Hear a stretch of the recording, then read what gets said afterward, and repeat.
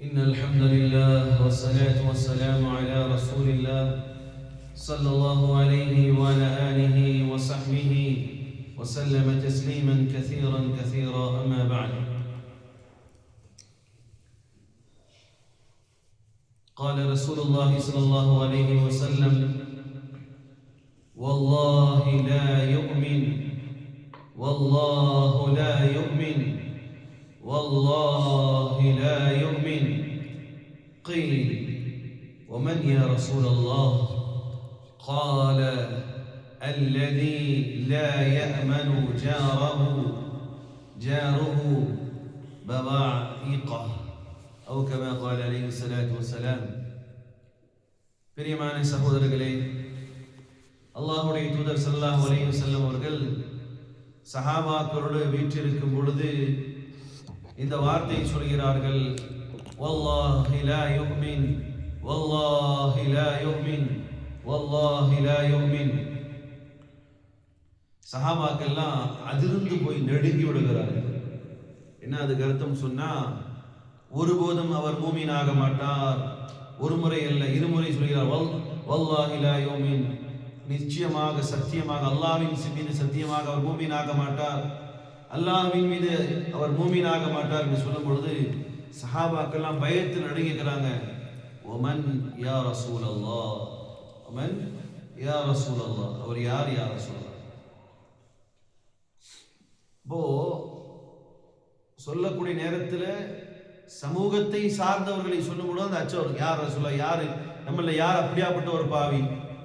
நபி ஸல்லல்லாஹு அலைஹி வஸல்லம் சொல்லும் பொழுது ஒரு விபச்சாரியை பார்த்து சொல்லவில்லை, திருடனை பார்த்து சொல்லவில்லை, ஆபாசங்களை பின்பற்றக்கூடியவனை பார்த்து சொல்லவில்லை, தொழுகை விட்டவனை பார்த்து சொல்லவில்லை, கொலைகார பாவியை பார்த்து நபி ஸல்லல்லாஹு அலைஹி வஸல்லம் அவன் மூமின் என்று சொல்லவில்லை. உலகத்தில் எவ்வளவு பெரிய பாவம் என்று நினைக்கிறீர்களோ அத்துணை பாவங்கள் செய்தவர்களை பார்த்து பெருமானார் ஸல்லல்லாஹு அலைஹி வஸல்லம் அவன் மூமின் இல்லை என்று சொல்லவில்லை. மாறாக சொன்ன வார்த்தை என்ன தெரியுமா? ரொம்ப சர்வசாதாரணமாக நினைக்கக்கூடியது, சர்வசாதாரணமாக நினைக்கக்கூடிய பாவம். என்ன பாவம் தெரியுமா சவுலே? அது அவர் பாவம் என்றே கருத மாட்டார், அவர் பாவம் என்றே கருத மாட்டார். என்ன பாவம் சொன்னா, சொன்னார்கள் நபி ஸல்லல்லாஹு அலைஹி வஸல்லம் அவர்கள்: قال الذي لا يأمن جاره بواقعه. சொன்னார்கள் நபி ஸல்லல்லாஹு அலைஹி வஸல்லம், எவனுடைய அண்டை வீட்டார் எவனை கொண்டு துன்புறுத்தப்படுகிறானோ சொல்லால் செயலால் அவன் மூமின் இல்லை என்பதாக ரசூலுல்லாஹி ஸல்லல்லாஹு அலைஹி வஸல்லம். புரியுதா? யார் இது? அண்டை வீட்டுக்காரனுக்கு எவன் நோய்வினை தருவானோ அவன் யாராக முடியாது, மூமினா. நீ சாதாரணமான விஷயம், வண்டி நிப்பாட்டு, என்ன சொல்றது, வண்டியை கொண்டு போய் நிப்பாட்டு, உடனே இவர் என்னமோ அரசாங்க சொத்துக்கு இவர் தான் அதிபதி மாதிரி, இல்லை எம்எல்ஏவுக்கு பிறந்த புள்ள மாதிரி, இது ஏன் இடம் நிப்பாட்டாத. அல்லது வேஸ்ட் வாட்டர் போதுன்னு வைங்க, சொல்லி ரொம்ப கவனமா இருக்கும், ரொம்ப ரொம்ப ரொம்ப கவனமா இருக்கும். நிலத்திட்ட பத்தி நாளைக்கு சொல்றேன்.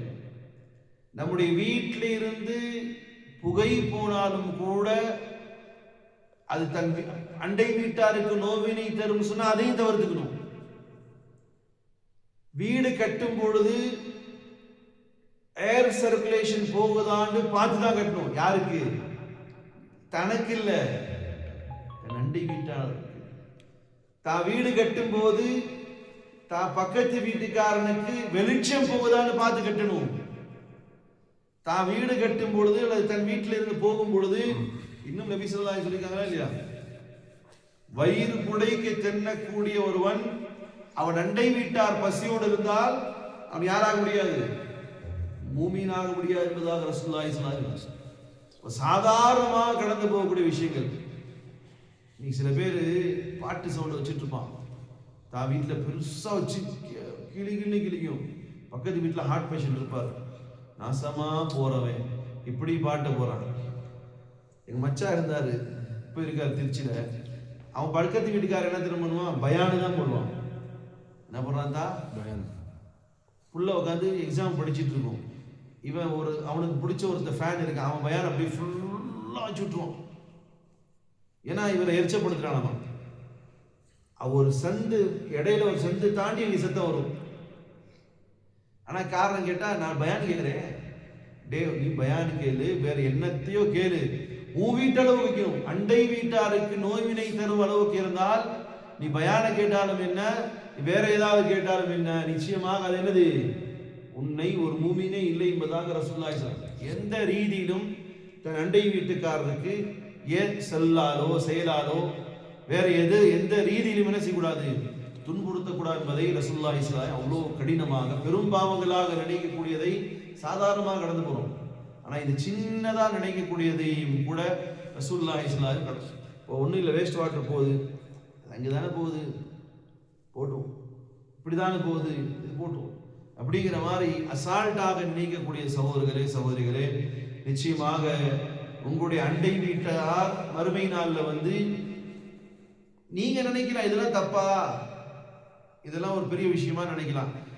பக்கத்து வீட்டுக்காரனுக்கு நோய்வினை வந்துருச்சு, உங்களால் துன்பம் ஏற்பட்டதுன்னா அல்லாஹ்வுடைய தூதர் சொல்கிறார்கள், அவர் ஒரு காலம் என்ன செய்ய மாட்டார், பூமியா. இன்னொரு ஹதீஸ்ல வருது, லா யதுகுலுல் ஜன்னத மன் லா யஅமன ஜாருஹு பவாயிகா. நபி ஸல்லல்லாஹு அலைஹி வஸல்லம் சொல்றாங்க, ஒருபோதும் அவர் சொர்க்கம் நுழைய மாட்டார். ஒருபோதும் என்ன சொன்னார், அவர் பூமியே கிடையாது. இரண்டாவது ஹதீஸ் இப்படி வருது, அவர் சொர்க்கமே நுழைய மாட்டார்.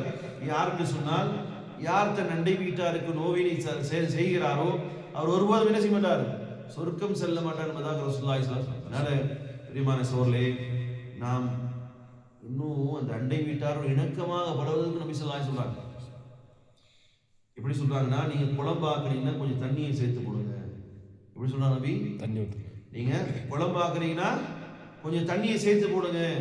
அந்த தண்ணியை சேர்த்து போடுறதுனால என்ன செய்யும், கொஞ்சம் எக்ஸ்ட்ரா குழம்பு கிடைக்கும். அந்த குழம்பை கொண்டு போய் என்ன செய்யுங்க, பக்கத்து வீட்டுக்காரர் கொடுங்க. அப்படி கொடுக்கும் பட்சத்தில் அவருக்கும் தேவைகள் நிறைவேறும்.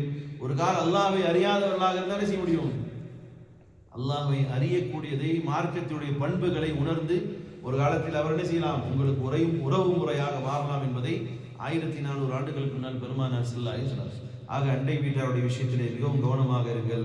ஒருபோதும் சொல்லாலோ செயலாலோ செய்கினையாலோ தொல்லை கொடுப்பதாலோ யாரும் தன்னுடைய அண்டை வீட்டாருக்கு நோவினைப்படுத்தி விட வேண்டாம். அப்படி நோவினைப்படுத்தக்கூடியவர்கள் மூமின்கள் கிடையாது. நோவினைப்படுத்தக்கூடியவர்கள் சொர்க்கம் செல்ல மாட்டார்கள் என்று நபி ஸல்லல்லாஹு அலைஹி வஸல்லம் சொன்னார்கள். அந்த நிலைகளை விட்டு அல்லாஹ் என்னையும் உங்களையும் எல்லோரையும் காப்பாற்றுமாறு. அடுத்ததாக நம்முடைய சகோதரர் சொல்லியிருக்கிறார், ராஜலட்சுமி இல்லையா, ராஜேஸ்வரி என்று சொல்லக்கூடிய நம்முடைய தொப்புள் கூடை உறவு சகோதரி ஒருவர், அவருக்கு மருத்துவமனையில் அனுமதிக்கப்பட்டிருக்கிறார். மருத்துவத்துக்கு வச்சிருந்த பணத்துல தான் வச்சிருக்காங்க. ஒரு நோவினை ஆகி மருத்துவமனையில் அனுமதிப்பட்டிருக்காரு. என்ன வியாதி உங்களுக்கு? ஆர்டிசம். ஹயர்.